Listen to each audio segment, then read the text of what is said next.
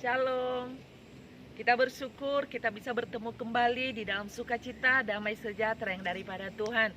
Saya percaya bahwa setiap kita yang sedang menonton dan mendengarkan video ini ada di dalam pemeliharaan kekuatan yang daripada Tuhan. Puji Tuhan, saat ini kita akan merenungkan kebenaran firman Tuhan. Namun sebelumnya mari kita satu di dalam doa. Tuhan Yesus, terima kasih ada waktu lagi bagi kami untuk merenungkan kebenaran firman-Mu. Tuhan, tolong kami, mampukan kami untuk memahami, mengerti firman-Mu sehingga boleh menguatkan, meneguhkan iman kami untuk semakin percaya dan semakin yakin akan kuasa-Mu dalam hidup kami. Terima kasih Bapa, kami bersyukur dan kami siap mendengarkan kebenaran firman Tuhan di dalam nama Tuhan Yesus. Amin. Baik, Bapak Ibu Saudaraku yang kekasih dalam Tuhan, mari kita sama-sama membuka Alkitab kita di dalam Amsal pasalnya yang ketiga ayat 5 sampai yang ke-7. Saya akan membacakannya untuk kita demikian. Percayalah kepada Tuhan dengan segenap hatimu dan janganlah bersandar kepada pengertianmu sendiri. Akuilah Dia dalam segala lakumu, maka Ia akan meluruskan jalanmu. Janganlah engkau menganggap dirimu sendiri bijak. Takutlah akan Tuhan dan jauhilah kejahatan. Saudara-saudaraku yang kekasih dalam Tuhan, tema renungan kita pada saat ini yaitu bersandar kepada Tuhan. Sekali lagi, bersandar kepada Tuhan. Tentu kita bertanya, kenapa kita harus bersandar kepada Tuhan? Karena hanya Tuhanlah tumpuan harapan kita.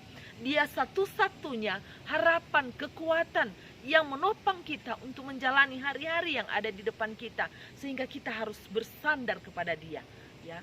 Karena kita tahu bahwa Dia adalah Allah yang maha kuasa, Dia adalah Allah yang maha dahsyat, Dia adalah Allah yang maha perkasa, sehingga kita bersandar kepada Dia, ya. Dan karena kita tahu juga bahwa hanya Tuhan yang mampu menopang kita, hanya Dia yang mampu menuntun hidup kita untuk menjalani hari-hari yang ada di depan. Makanya kita harus bersandar pada Tuhan. Bapak Ibu Saudaraku yang kekasih dalam Tuhan, Salomo sedang mengingatkan kita untuk tidak bersandar kepada pengertian diri sendiri. Ada banyak manusia, bahkan ada banyak orang-orang percaya yang bersandar dengan kekuatannya sendiri, yang berharap akan hartanya, yang berharap akan kemampuannya untuk menjalani hari-hari yang ada di depannya. Akhirnya apa yang terjadi? Penuh dengan kekecewaan, keputusasaan, penuh dengan kegelisahan, dan tidak ada pengharapan di dalamnya. Sehingga Salomo mengingatkan kita untuk tidak bersandar pada pengertian kita sendiri, tetapi kita harus bersandar kepada Tuhan yang kita kenal di dalam Yesus Kristus. Nah, Bapak Ibu Saudaraku yang kekasih dalam Tuhan, bagaimana kita harus bersandar kepada Allah? Apa yang harus kita lakukan sehingga sungguh-sungguh kita merasakan sandaran kita itu sungguh dahsyat dan menopang memelihara kehidupan kita? Hal yang pertama yaitu kita harus percaya akan kuasa Tuhan. Makanya di dalam ayat yang kelima dikatakan demikian, percayalah kepada Tuhan dengan segenap hatimu. Ya, ada banyak orang yang mengakui bahwa percaya kepada Tuhan, tetapi masih mengandalkan apa yang ada di depannya, apa yang ada di pikirannya, apa yang ada di dunia ini.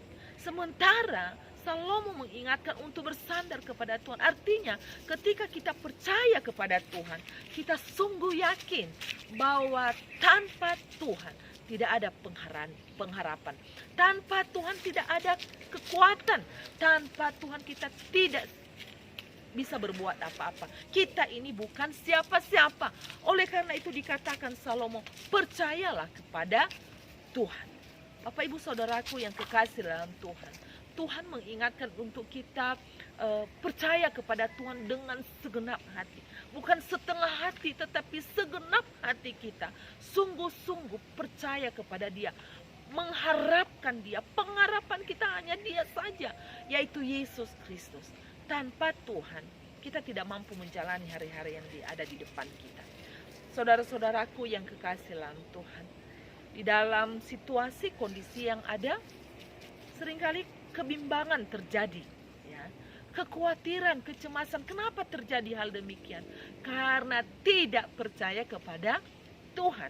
Maka Salomo mengingatkan kita untuk terus percaya dan berharap akan kuasa Tuhan. Kenapa kita percaya? Karena kita tahu bahwa Tuhan yang kita sembah itu adalah Yesus Kristus, sanggup menopang kita, sanggup menuntun hidup kita, sanggup memelihara hidup kita. Karena Dia adalah Allah yang sempurna, Allah yang dahsyat, Allah yang perkasa. Oleh karena itu percayalah kepada Dia. Jangan berharap kepada manusia, engkau akan kecewa. Jangan percaya kepada dunia ini, engkau akan putus asa. Tetapi percayalah kepada Tuhan, maka engkau akan menikmati sukacita, damai sejahtera. Engkau akan mendapatkan ketenangan di dalam Dia. Hal yang berikutnya, kenapa dan bagaimana kita bersandar kepada Tuhan? Yang berikutnya yaitu mengakui Tuhan dalam hidup kita. Dalam ayat yang ke-6 dikatakan, akuilah Dia dalam segala lakumu, maka Ia akan meluruskan jalanmu. Boleh kita percaya kepada Yesus, tetapi perlu juga pengakuan bahwa Dia adalah Allah yang maha besar. Dia adalah Allah yang maha dahsyat.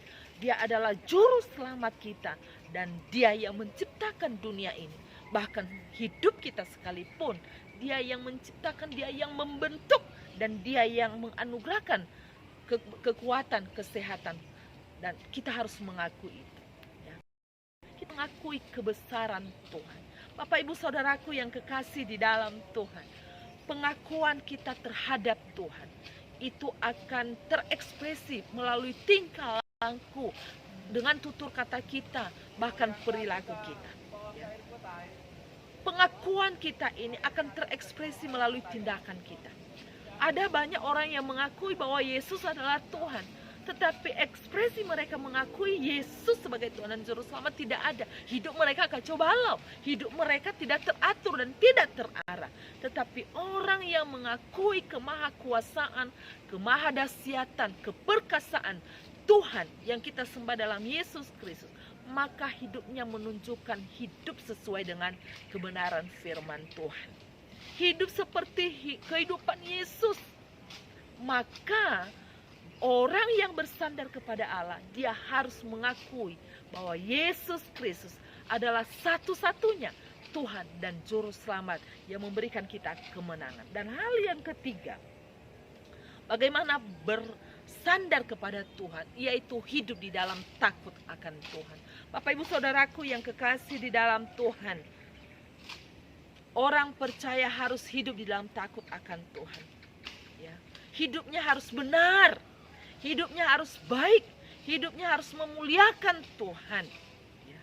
Orang yang bersandar kepada Tuhan, maka hidupnya harus menjadi berkat bagi orang lain. Hidupnya harus baik, ya, menunjukkan bahwa dia adalah anak Tuhan. Dia menunjukkan bahwa hidupnya betul-betul bersandar kepada Tuhan yang telah menciptakan dan telah membentuk dia. Ya. Kalau kita mengatakan bahwa aku percaya kepada Tuhan, kita mengakui bahwa Tuhan kita itu Allah yang dahsyat, ya, lalu hidup kita kacau balau, maka kita tidak menjadi berkat bagi orang yang ada di sekitar kita. Hidup di dalam ketaatan. Apa yang kita katakan, kita usahakan mempraktekkan di dalam hidup kita. Jangan hanya kita asal bunyi. Kita mengajar orang lain untuk hidup di dalam ketaatan, sementara kita tidak melakukannya. Ini juga tidak benar. Yang Tuhan tuntun bagi kita, hidup di dalam takut akan Tuhan adalah menunjukkan hidup dalam kebenaran di dalam Yesus Kristus. Sehingga orang yang bersandar kepada Tuhan, ketika percaya kepada Dia, mengakui dengan mulut bahwa Yesus itu adalah Tuhan, dan hidupnya dalam takut akan Tuhan, maka jauh dalam hal-hal yang jahat, tetapi hidupnya menjadi berkat bagi orang lain.